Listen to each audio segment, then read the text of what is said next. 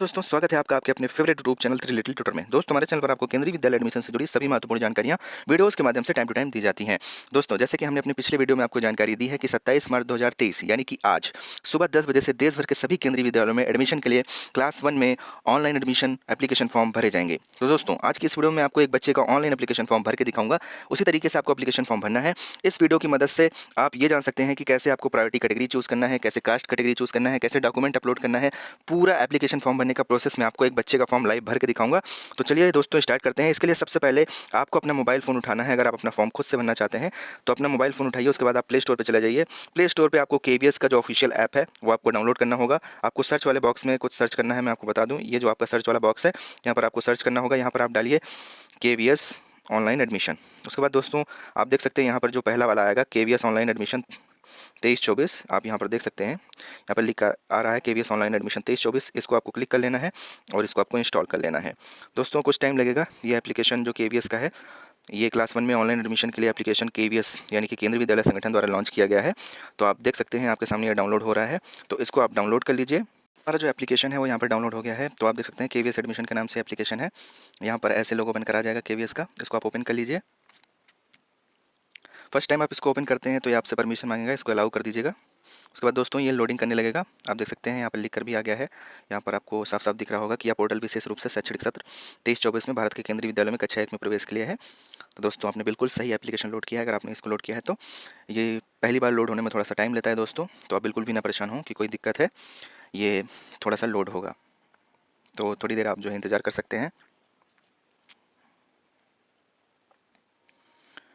क्योंकि दोस्तों थोड़ा सा ये फर्स्ट डे होता है तो फर्स्ट डे इस पर ट्रैफिक ज़्यादा रहता है, ज़्यादातर लोग इसको जो है यूज़ कर रहे होते हैं, इस वजह से ये थोड़ा टाइम लेता है। दोस्तों यहाँ पर लोड हो गया और यहाँ पर एक जानकारी और लिख कर आ रही है कि कक्षा 1 में ऑनलाइन आवेदन करने की अंतिम तिथि 17 अप्रैल 2023 7 बजे इंडियन स्टैंडर्ड टाइम के हिसाब से शाम को है। तो इसके पहले पहले आप ऑनलाइन एप्लीकेशन फॉर्म भर दें। उसके बाद दोस्तों अगले स्टेप में हमको यहाँ रजिस्टर पर क्लिक करना होता है। आप देख सकते हैं यहाँ रजिस्टर लिख के आया है। तो पहला स्टेप जो हमारा होता है, हमें रजिस्टर पर क्लिक करना होता है। नीचे यहाँ बटन है, ये बहुत ही यूज़फुल है। आप देख सकते हैं होम इंस्ट्रक्शन ये सारे लिखे हुए हैं। दोस्तों इसको आप देख सकते हैं, यहाँ पर आपको हेल्प डेस्क का नंबर मिल जाता है। यहाँ से आप जो है देख सकते हैं कि आपको अगर कोई सहायता की ज़रूरत है तो आप हेल्प डेस्क पर कॉल कर सकते हैं। और यहाँ पर आपको प्रोफार्मा डॉक्यूमेंट्स का फॉर्मेट आपको यहाँ से मिल जाता है। यहाँ पर मैं क्लिक करके आपको दिखा दूँ तो यहाँ पर सारे डॉक्यूमेंट्स जो इंपॉर्टेंट हैं वो आपको देखने को मिल जाएंगे। यहाँ से आप इनको डाउनलोड कर सकते हैं और इनको जो है आप तैयार कर सकते हैं। तो चलिए दोस्तों आप फॉर्म आपको भर के दिखाते हैं बिना देरी किए हुए। तो सबसे पहले आपको रजिस्टर पर क्लिक करना होता है। जैसे आप रजिस्टर पर क्लिक करेंगे आपके पास इंस्ट्रक्शंस लिख के आ जाएगा। You are required to carefully go through the instruction given below. दोस्तों आगे आपको इंस्ट्रक्शंस देखने को मिलेगा, वो सारे इंस्ट्रक्शंस आप पढ़ लीजिए अगर आप अपने से फॉर्म भर रहे हैं। उसके बाद दोस्तों इसको आपको आई एग्री पर क्लिक करना होता है। आई एग्री पर क्लिक करें, उसके बाद आगे बढ़ जाएँ।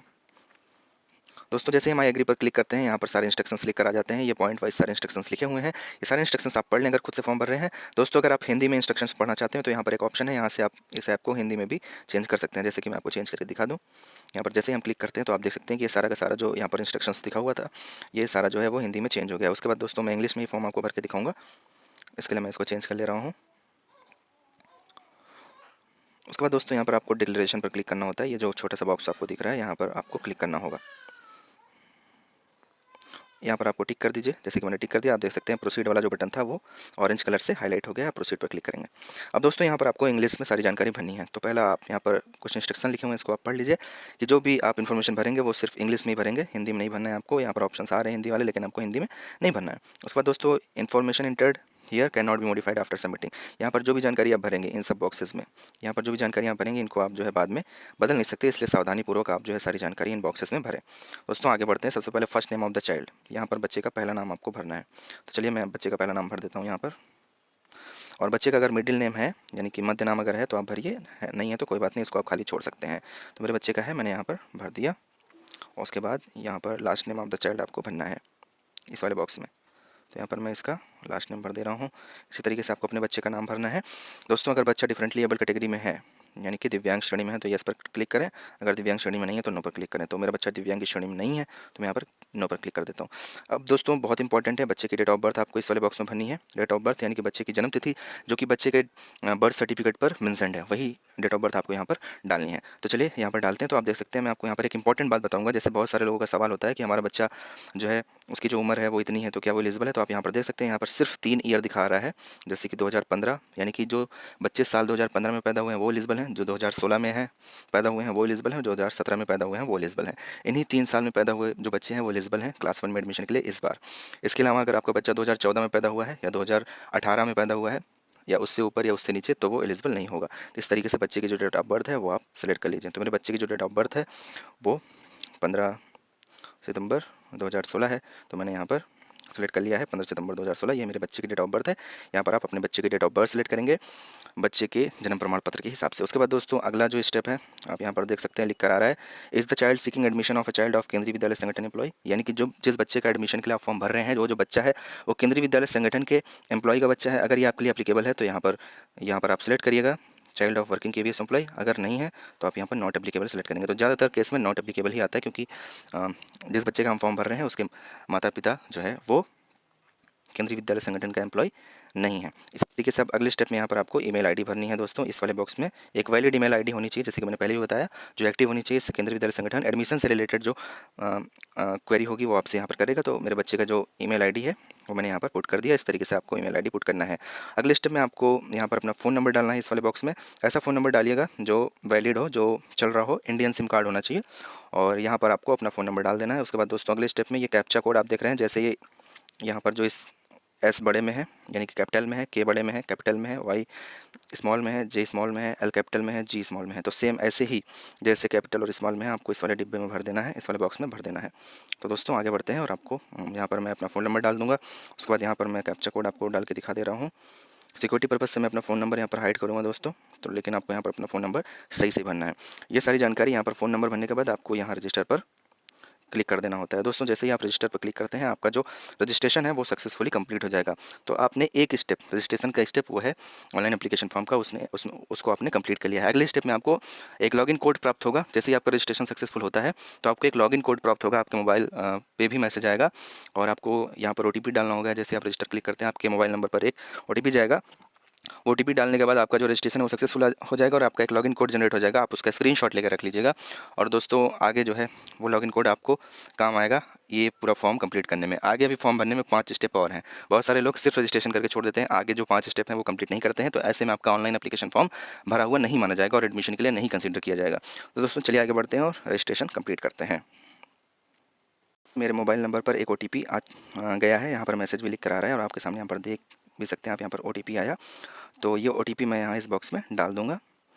इसी तरीके से आपको भी ये OTP डालना है। ध्यान रहे कि OTP 15 मिनट के लिए ही वैलिड है। 15 मिनट से ज़्यादा हो जाता है तो आपको OTP फिर से जो है वो डालना पड़ेगा।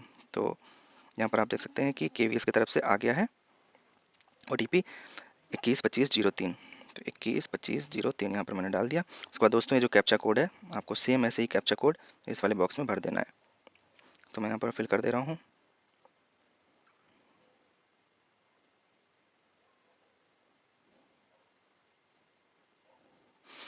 तो उसके बाद दोस्तों अगर आपको OTP नहीं रिसीव हुआ है तो आप यहाँ वाली बटन पर क्लिक करके रीसेंड भी कर सकते हैं, और अगर रिसीव हुआ है तो आप जो है यहाँ बॉक्स में डाल दें। अगले स्टेप में आपको जो है ये वेरीफाई वाले बटन पर क्लिक करना है। यहाँ पर जैसे आप वेरीफाई पर क्लिक करते हैं आपका रजिस्ट्रेशन वो जो सक्सेसफुल हो जाएगा। देखते हैं कि एक मैसेज लिख कर आ गया, you have successfully registered signed up in this portal for applied for admission to standard 1 in Kendriya Vidyalaya for the academic year 23-24। आपने सक्सेसफुली रजिस्टर कर लिया है इस पोर्टल पर, अप्लाई कर लिया है क्लास 1 में एडमिशन के लिए केंद्रीय विद्यालय में 2023-24 सत्र के लिए। तो यहाँ पर रजिस्ट्रेशन की डिटेल आ गई, जैसे कि नेम ऑफ द चाइल्ड और लॉगिन कोड जो कि मैं बता रहा था कि आगे आपको काम आएगा, बच्चे की डेट ऑफ बर्थ और रजिस्टर्ड मोबाइल नंबर। तो दोस्तों आप देख सकते हैं कि ये लॉगिन कोड आपको किसी के साथ नहीं शेयर करना है। मैं यहाँ पर डेमो दे रहा हूँ इसलिए आपको दिखाना ज़रूरी है। उसके बाद दोस्तों आपको अगले गो टू लॉगिन वाले पर क्लिक करना है। गो टू लॉगिन वाले बटन पर क्लिक करना है। उसके बाद आप जो है फॉर्म को लॉगिन करके सक्सेसफुली जो 5 स्टेप हैं वो आप कंप्लीट कर पाएंगे। तो आगे बढ़ते हैं और लॉगिन करते हैं और अपने सारे स्टेप्स कंप्लीट करते हैं। लॉगिन पेज पर आपका लॉगिन कोड पहले से ही यहाँ पर फिल है। अगर आपके पास ये पहले से फिल होकर नहीं आता है तो आप इसको नोट डाउन ज़रूर कर लीजिएगा। उसके बाद दोस्तों यहाँ पर आपको मोबाइल नंबर डालना होता है, मोबाइल नंबर। उसके बाद बच्चे का डेट ऑफ बर्थ, बच्चे की जो डेट ऑफ बर्थ थी वो मेरे जिस बच्चे का मैं डेमो दे रहा हूँ उसका 15 सितंबर 2016 था, तो मैं यहाँ पर डाल दे रहा हूँ। बच्चे की डेट ऑफ बर्थ है यहाँ पर। उसके बाद एक कैप्चा कोड आपको सेम ऐसे ही यहाँ पर डाल देना है, जैसे कि यहाँ पर लिखा हुआ है इस बॉक्स में आपको सेम कैप्चा कोड वैसे ही डाल देना है। उसमें मैं यहाँ पर कैप्चा कोड डाल दे रहा हूँ।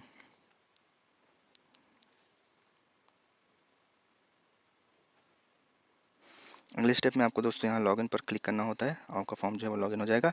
इससे पहले मैं यहाँ पर मोबाइल नंबर डालकर लॉगिन कर लेता हूँ। तो दोस्तों अगले स्टेप में मैं यहाँ पर मोबाइल नंबर डाल लूँगा और इस लॉगिन वाले बटन पर क्लिक करके अपना फॉर्म लॉगिन कर लूँगा सारे स्टेप्स कंप्लीट करने के लिए। लॉगिन करते हैं, हमारा जो पहला स्टेप है वो खुल जाता है। आप यहाँ पर देख सकते हैं कि 1 ऑफ 5 का पहला स्टेप यहाँ पर दिया हुआ है। तो दोस्तों पहला स्टेप हमारा खुल गया है। अब यहाँ पर हम पहला स्टेप कंप्लीट करेंगे। यहाँ पर basic information of the child हम भरेंगे। तो आप देख सकते हैं यहाँ पर फर्स्ट नेम जो बच्चे का है वो पहले से ही भरा हुआ आ रहा है, मिडिल नेम वो भी पहले से ही भरा हुआ आ रहा है, और जो लास्ट नेम है या फिर सर नेम है वो पहले से ही भरा हुआ आ रहा है, क्योंकि ये सारी डिटेल हमने रजिस्ट्रेशन के टाइम पे भर दी थी। बच्चे की जो डेट ऑफ बर्थ है वो भी पहले से भरी हुई आ रही है, और बच्चे के जो माता या पिता हैं वो केंद्रीय विद्यालय में काम करते हैं या नहीं ये भी पहले से भर के आ रहा है, और बच्चा जो है वो डिफरेंटली एबल्ड है या नहीं है ये भी पहले से ही भर के आ रहा है। अब अगले स्टेप में, मतलब कि इस स्टेप में हमको ये ऑप्शन चूज़ करने हैं, जैसे कि जेंडर, बच्चे का जो लिंग है वो महिला है, पुरुष है या फिर थर्ड जेंडर है, ये हमको यहाँ पर चुनना होगा। तो दोस्तों थोड़ा सा मैं आपको स्क्रॉल करके ऊपर दिखा दूँ। यहाँ पर पहले मैं फीमेल जेंडर चूज़ करके दिखाऊंगा ताकि आपको सिंगल गर्ल चाइल्ड के बारे में पता चल जाए कि सिंगल गर्ल चाइल्ड कैटेगरी का फॉर्म कैसे भरना है। दोस्तों सिंगल गर्ल चाइल्ड कैटेगरी का फॉर्म तभी भर पाएंगे आप अगर आप जेंडर में फीमेल चूज़ करते हैं, तो क्योंकि दोस्तों गर्ल चाइल्ड है तो यहाँ पर आपको फीमेल चूज़ करना होगा। तो यहाँ पर देखते हैं, यहाँ पर 3 ऑप्शन आ रहे हैं, आप देख सकते हैं फीमेल, मेल और थर्ड जेंडर। तो सिंगल गर्ल चाइल्ड कैटेगरी के लिए अगर आप भर रहे हैं तो आपको पहले फीमेल सेलेक्ट करना होता है। मैं यहाँ पर फीमेल सेलेक्ट करके दिखाता हूँ कि क्या क्या ऑप्शन खुलते हैं। तो पहले मैं फीमेल सेलेक्ट कर लिया। अब दोस्तों जैसे ही मैं यहाँ पर फीमेल सेलेक्ट कर लिया, आप देख सकते हैं कि यहाँ पर लिख कर आ गया whether applying under single girl child category, कि क्या आप सिंगल गर्ल चाइल्ड कैटेगरी के अंतर्गत अप्लाई कर रहे हैं। तो अगर मैं यहाँ पर नो करता हूँ तो कोई बात नहीं, और अगर सिंगल गर्ल चाइल्ड है हमारी तो हम यहाँ पर यस पर क्लिक करेंगे। सिंगल गर्ल चाइल्ड यानी कि अपने माता या पिता की अकेली संतान है, वो सिर्फ लड़की है, उस बच्ची के और कोई भाई बहन नहीं है। तो जैसे मैं यस पर क्लिक करता हूँ तो आप देख सकते हैं कि ऑप्शन और खुलकर आ गया कि is twin a triplet girl sibling also applying for the admission. यहाँ पर बच्ची की जुड़वा बहन है, जैसे कि किसी माता पिता की एक संतान है, यानी कि 2 संतान है, दोनों जुड़वा बहन है आपस में, ठीक है। तो इस केस में ट्विन और ट्रिपलेट यानी कि 3 लड़कियां हैं, तीनों जुड़वा हैं। तो इस केस में भी आप जो है सिंगल गर्ल चाइल्ड कैटेगरी में आवेदन कर सकते हैं। अगर ऐसा है तो आप यहाँ यस पर क्लिक करेंगे, ऐसा नहीं है तो आप नो पर क्लिक करेंगे। तो चलिए ये ऑप्शन भी मैं आपको ओपन करके दिखा देता हूँ। अगर मैं यस पर क्लिक करता हूँ तो क्या आता है। तो इस पर मैं जैसे यस पर क्लिक करता हूँ तो आप देख सकते हैं यहाँ पर एक ऑप्शन खुल के आ गया कि if you have already registered linking code please inter that linking code here. तो यहाँ पर ये लिंकिंग कोड क्या है दोस्तों, अगर आप जुड़वा या फिर 3 जुड़वा बहनों का फॉर्म भरते हैं तो पहले आपको, जब आप पहली बच्ची का फॉर्म भरेंगे तो आपको यहाँ से एक लिंकिंग कोड जनरेट करना होता है। जब आप इस पर क्लिक करेंगे तो एक लिंकिंग कोड जनरेट हो जाएगा, ठीक है। उस लिंकिंग कोड का इस्तेमाल करते हुए आप अगली जो दूसरी वाली बच्ची है, यानी कि जो दूसरी जुड़वा बहन है, उसके फॉर्म में आपको ये लिंकिंग कोड डालना होता है, जिससे कि दोनों का जो फॉर्म है वो लिंक हो जाएगा। इसी तरीके से अगर 3 जुड़वा बहनें हैं तो वही लिंकिंग कोड आपको उन दोनों के फॉर्म में डालना है। तो इस तरीके से तीनों बहनों का जो फॉर्म है वो लिंक हो जाएगा। जनरेट लिंकिंग कोड पर क्लिक करके आप वो जो है कोड आप जनरेट कर सकते हैं। तो दोस्तों पहले आपको पहली बच्ची का फॉर्म भरना होता है, उसके बाद ये लिंकिंग कोड आपको जनरेट करना होता है। उसके बाद इसी लिंकिंग कोड का इस्तेमाल करेंगे जब आप दूसरी दोनों बच्चियों का फॉर्म भरेंगे, या फिर एक ही बहन है, जुड़वा बहन है, तो उसके में आपको वो लिंकिंग कोड डालना होता है। इस तरीके से उसका फॉर्म जो है वो लिंक हो जाएगा। तो इस तरीके से आपको सिंगल गर्ल चाइल्ड कैटेगरी का फॉर्म भरना है। तो यहाँ पर जो बच्चा है वो अभी मेल है, यानी कि बॉय है।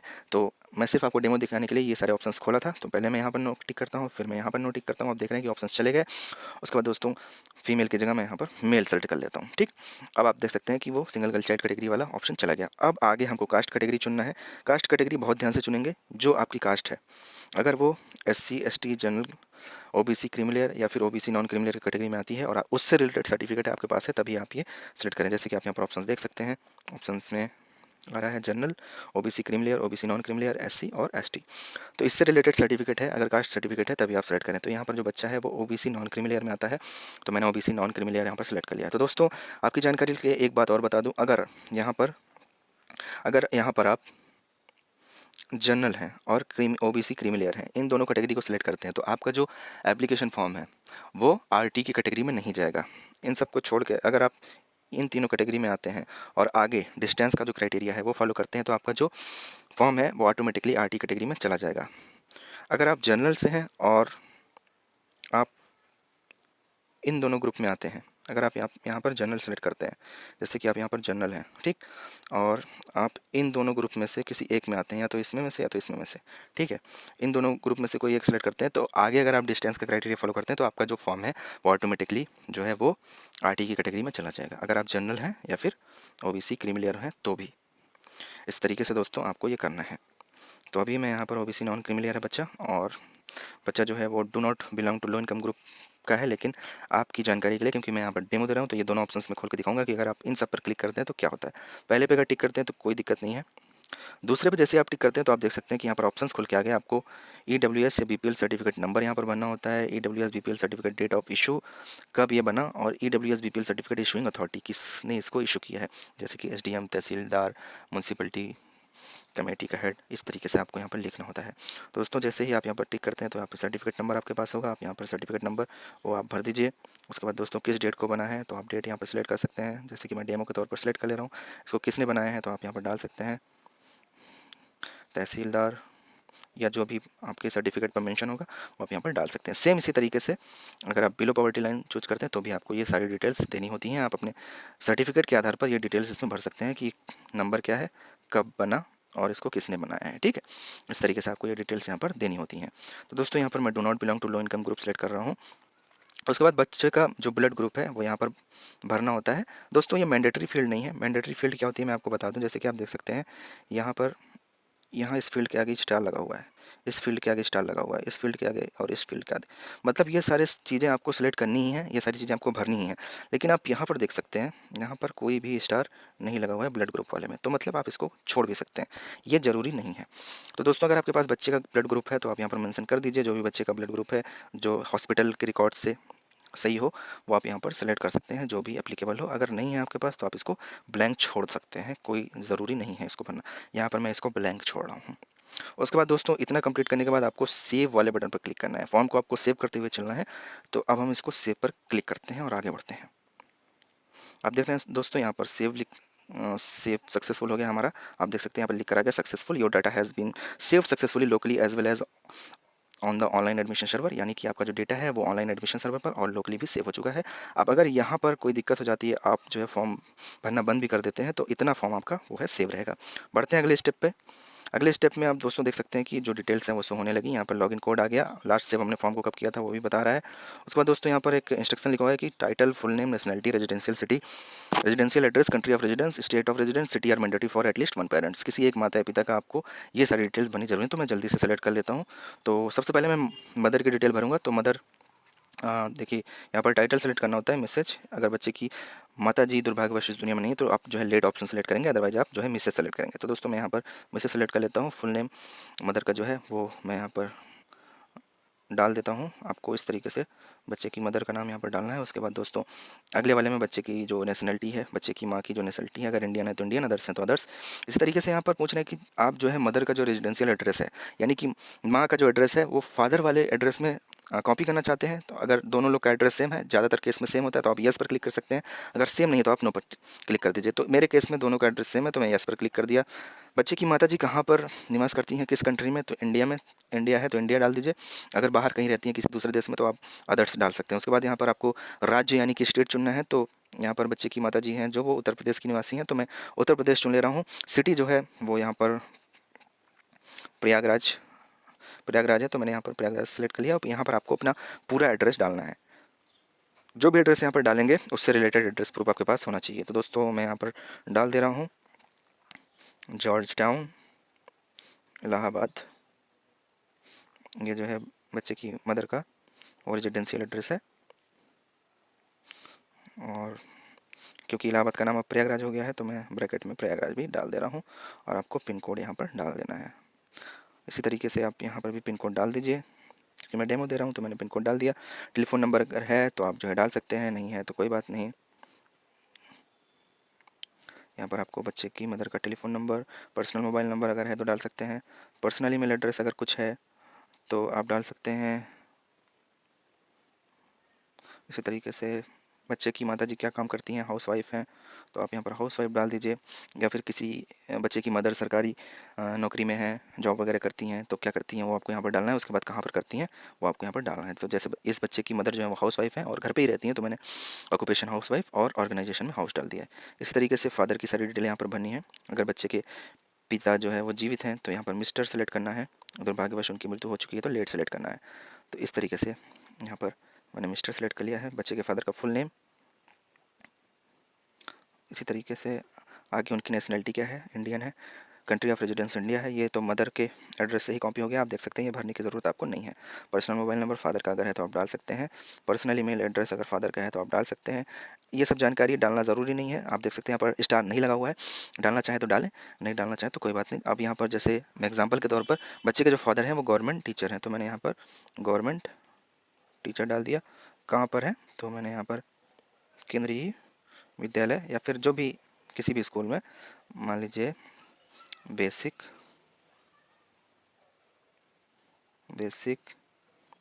एजुकेशन ऑफ स्टेट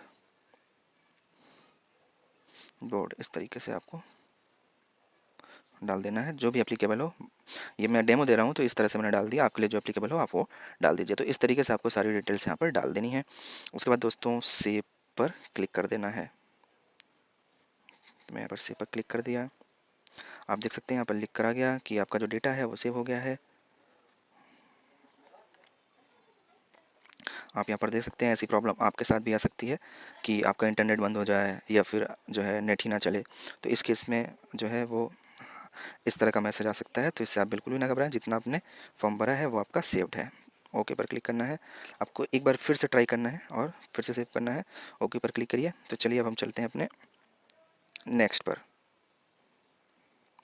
दोस्तों आप देख सकते हैं कि अब हम जो है तीसरे स्टेप पर आ चुके हैं, जहाँ पर हमें केंद्रीय विद्यालय चुनने हैं जहाँ पर हमको एडमिशन दिलाना है अपने बच्चे का। तो चॉइस नंबर 1 यहाँ पर आप देख सकते हैं, यहाँ पर ये choice number 1, choice number 2, choice number 3। आपकी जानकारी के लिए मैं आपको बता दूं कि यहाँ पर ये जो चॉइसेस हैं इनमें कोई प्रेफरेंस नहीं होता है कि आप पहले को चुनेंगे तो आप पहले में एडमिशन की चांस ज़्यादा है, दूसरे को चुनेंगे तो दूसरे में एडमिशन का चांस कम है या तीसरे में कम है। सारे में आपका जो है जो एडमिशन का चांस है वो बराबरी का है। तो आप जो है मेरा आपसे निवेदन है कि कम से कम एक स्कूल चुनें और अधिकतम आप 3 स्कूल को चुन सकते हैं जो आपके आसपास हो, और अपने आसपास के स्कूल को चुनें ताकि आपके लिए आसानी रहे, बच्चे के लिए भी आसानी रहे। तो चलिए सबसे पहले मैं पहला चॉइस अपना चुनता हूँ। तो यहाँ से आपको राज्य चुनना है। तो मेरे आसपास क्योंकि ये बच्चा जो है ये उत्तर प्रदेश का निवासी है तो मैंने उत्तर प्रदेश सेलेक्ट कर लिया। अब उत्तर प्रदेश के जितने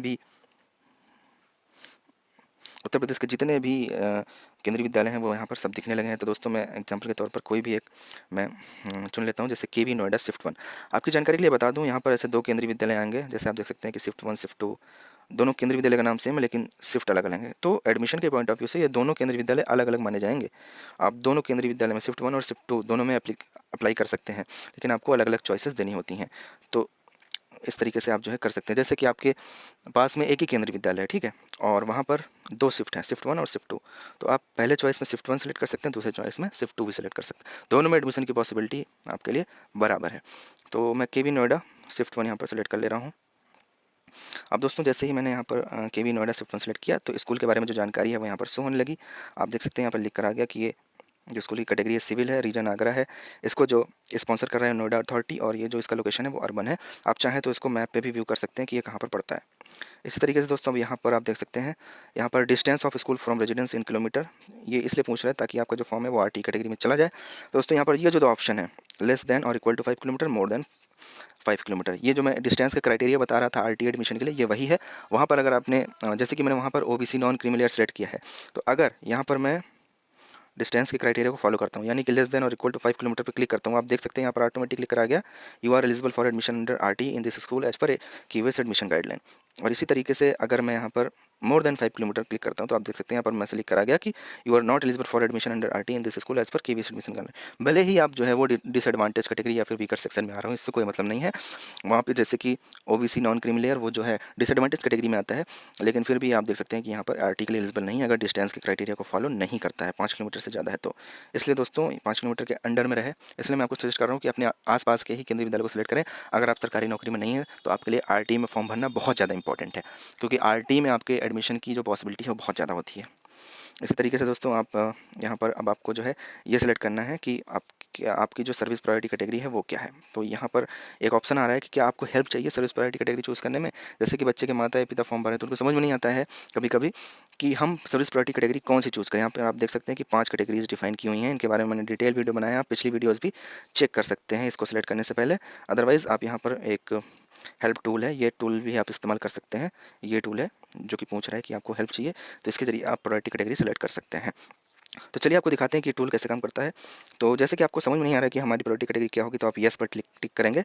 आप यहाँ पर एक यहाँ पर डिस्क्लेमर दिया हुआ है कि सारे एफर्ट्स जो हैं वो बनाए गए हैं कि ताकि एक्यूरेसी हो प्रायोरिटी कैटेगरी चूज़ करने में। लेकिन फिर भी अगर आपको नहीं समझ में आ रहा है तो आप जो है अपने जो ऑफिस के हेड हैं उनसे आप क्रॉस चेक कर सकते हैं कि आपका जो प्रायोरिटी कैटेगरी है वो क्या है।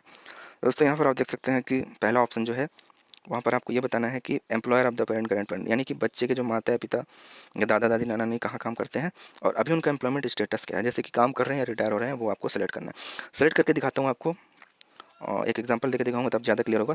तो जैसे आप देख सकते हैं यहाँ पर लिख कर आ रहा है, यहाँ पर आपको टोटल जो है 5 ऑप्शंस दिखाई दे रहे हैं। सेंट्रल गवर्नमेंट एम्प्लॉय, अगर सेंट्रल गवर्नमेंट है, प्राइवेट बिजनेस, ये सब है।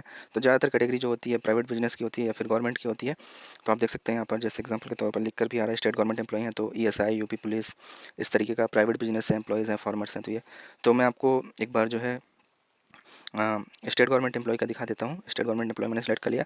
यहाँ पर देख सकते हैं कि सर्विंग परमानेंट एम्प्लॉय पेरेंट है, जैसे क्लिक कर यहाँ पर सेलेक्ट करते हैं उसके बाद आपको सबमिट पर क्लिक करना है।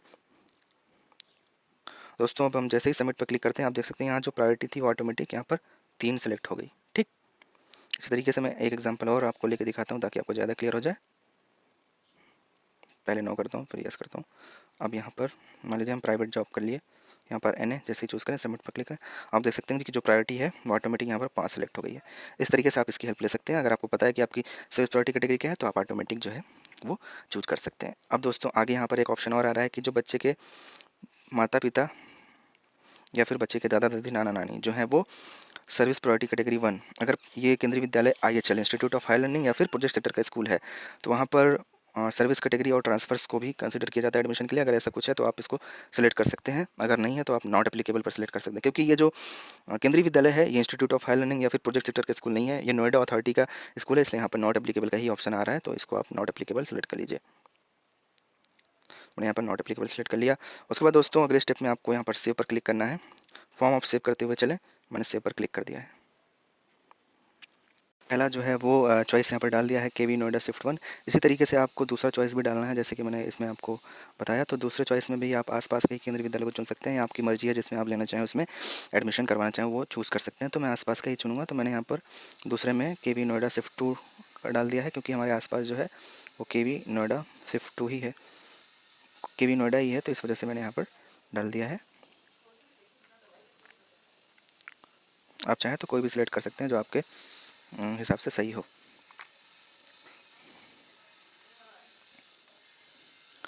इस तरीके से आप यहाँ पर देख सकते हैं कि इसकी भी सारी डिटेल्स आ गई हैं, तो मैंने अभी यहाँ पर डाल दिया है। और इसी तरीके से मैंने यहाँ प्रायोरिटी मुझे पता थी तो मैंने प्रायोरिटी सेलेक्ट कर लिया, नॉट एप्लीकेबल करके सेव कर दिया है। सेम इसी तरीके से आपको भी चूज़ करना है। आप चॉइस 3 भी इस तरीके से चूज़ कर लें। तो हमारे आसपास KV, एक और KV मैं यहाँ पर सेलेक्ट कर ले रहा हूँ। तो दोस्तों हमारे घर से एक KV और नज़दीक पड़ता है जो 5 किलोमीटर के रेंज में है। एक मैं आपको रूरल का भी देख के दिखा दूँ कि रूरल एरिया में कैसे क्या होता है, कितने का वो है डिस्टेंस है। तो आप देख सकते हैं कि ये अर्बन का ही है। मैं एक आपको रूरल का करके दिखाना चाह रहा हूँ। ये आप देख सकते हैं कि KVAFS मेमोरा लखनऊ, आप देख सकते हैं कि ये जो है वो रूरल एरिया में आता है। यहाँ पर जो आपका डिस्टेंस का क्राइटेरिया वो बदल गया है। तो आप यहाँ पर देख सकते हैं कि निवास से विद्यालय की जो दूरी है वो किलोमीटर में, वो आपका 8 किलोमीटर या उससे कम है।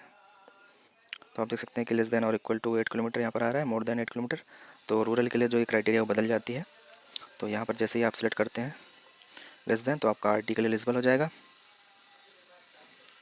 और अगर आप मोर देन 8 किलोमीटर सेलेक्ट करते हैं तो ये RT के लिए आपका एलिजिबल नहीं होगा। दोस्तों ये डिस्टेंस का क्राइटेरिया इस तरीके से आपको ये करना है। प्रायोरिटी मैंने सेलेक्ट कर दी थी इसको, उसके बाद सेव कर देना है।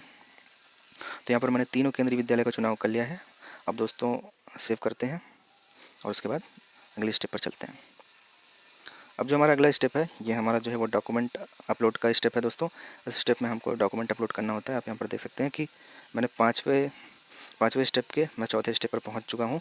अब जो इसके अगला वाला स्टेप होगा वो हमारा आखिरी स्टेप होगा। यहाँ पर कुछ इंस्ट्रक्शंस दिए हुए हैं, इंस्ट्रक्शंस आपको पढ़ लेने हैं। यहाँ पर लिखा हुआ है कि only .pdf .jpg files are allowed, यानी कि .pdf और .jpg फाइल्स आप जो है वो अपलोड कर सकते हैं। बच्चे की जो फ़ोटो है वो .jpg इमेज फाइल होनी चाहिए। जो इमेज का साइज़ है वो 256 KB का होना चाहिए। पहले से ही बना के आप रख लीजिए। जितने भी डॉक्यूमेंट में स्टार लगा हुआ है, दोनों डॉक्यूमेंट मैंडेटरी हैं, उनको आपको अपलोड करना है। तो आपकी जानकारी के लिए आपको बता दूं, बहुत सारे लोग का सवाल होता है कि क्या क्या डॉक्यूमेंट अपलोड करने होते हैं, तो यहाँ पर सिर्फ 2 डॉक्यूमेंट हैं जो आपको अपलोड करने होंगे। एक proof of date of birth of child, एक पासपोर्ट साइज़ बच्चे की जो फ़ोटो है। इसके अलावा कोई भी caste certificate, BPL certificate, EWS certificate, ये सब आपको नहीं अपलोड करना है। सिर्फ और सिर्फ 2 डॉक्यूमेंट्स यहाँ पर आप देख सकते हैं, ये दोनों डॉक्यूमेंट्स ही अपलोड करने होते हैं। बाकी और जो डॉक्यूमेंट्स हैं ये नीचे बताया गया है।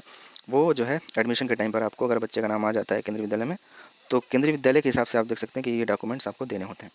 जैसे कि केवी नोएडा शिफ्ट 1 में अगर आपके बच्चे का नाम आता है तो आपको बच्चे की डेट ऑफ बर्थ वाला सर्टिफिकेट, बच्चे की फ़ोटो, पासपोर्ट साइज़ की प्रूफ ऑफ रेजिडेंस और प्रूफ ऑफ कास्ट सर्टिफिकेट, ये ओरिजिनल आपको लेके जाना होता है डॉक्यूमेंट वेरिफिकेशन के लिए। सेम ऐसे ही document for KV Noida shift 2, यहाँ पे भी आपको ये डॉक्यूमेंट लेके जाने पड़ेंगे। और इसी तरीके से ये अलग अलग भी हो सकते हैं आपके कैटेगरी वगैरह के हिसाब से। तो इस तरीके से आपको यहाँ पर डॉक्यूमेंट्स की भी जानकारी मिल जाती है। तो दोस्तों चलिए अपलोड कर देते हैं। सबसे पहले बच्चे की डेट ऑफ बर्थ यानी कि बर्थ सर्टिफिकेट है, ये ऊपर वाले डिब्बे में, ऊपर वाले बॉक्स में आपको बच्चे की डेट ऑफ बर्थ सर्टिफिकेट यानी कि जन्म प्रमाण पत्र अपलोड करना होता है। तो यहाँ पर आपको चूज़ फाइल पर क्लिक करना होता है। तो चूज़ फाइल पर क्लिक करना है तो यहाँ पर आपसे पूछेगा कि आप जो PDF डॉक्यूमेंट अपलोड करेंगे या फिर फ़ोटो या इमेज। तो जो आपने बना रखा है उस हिसाब से आप यहाँ पर अपलोड कर दीजिए। तो मैंने यहाँ पर फ़ोटो बना रखा है 256 KB से कम का, तो मैं यहाँ पर फ़ोटो अपलोड करूँगा। तो मैं यहाँ पर फ़ोटो पर क्लिक कर दिया। इस तरीके से आपको ये अपने उसमें जाके फ़ोटोज़ जो है वो ढूंढ लेने हैं। तो बर्थ सर्टिफिकेट मैंने यहाँ पर कर दिया है। अब आपको ये ऑरेंज वाले बटन पर क्लिक करके अपलोड कर देना है। आप देख रहे हैं यहाँ पर लिख कर आ रहा है अपलोडिंग फ़ाइल। आप देख सकते हैं दोस्तों यहाँ पर मैसेज आ गया, फाइल अपलोडेड सक्सेसफुली। उसके बाद आपको ओके पर क्लिक कर देना है। और आप यहाँ पर देख सकते हैं कि यहाँ 2 ग्रीन टिक लग के आ गया और यहाँ से आप व्यू भी कर सकते हैं कि आपने जो डॉक्यूमेंट अपलोड किया है वो सही है या नहीं। तो मैंने यहाँ पर नाम दे कर रखा था, तो इसका मतलब मुझे कंफर्म है कि मैंने बर्थ सर्टिफिकेट ही अपलोड किया है। इस तरीके से आप भी डॉक्यूमेंट का नाम दे दें। और आप देख सकते हैं कि यहाँ जो फॉर्मेट है मैंने .jpg ले रखा है, ठीक, .jpg। इस तरीके से आप बच्चे की पासपोर्ट साइज़ की फ़ोटो यहाँ पर अपलोड करनी है। तो इसके लिए मैं अपलोड पर क्लिक करूँगा।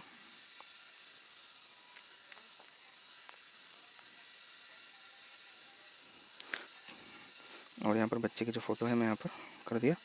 स्टूडेंट की फ़ोटो यहाँ पर आप, ये मैं डेमो दे रहा हूँ दोस्तों, तो मेरे पास डेमो की यही फ़ोटो थी इसलिए मैं ये अपलोड कर रहा हूँ। उसके बाद अपलोड पर आपको क्लिक कर देना है।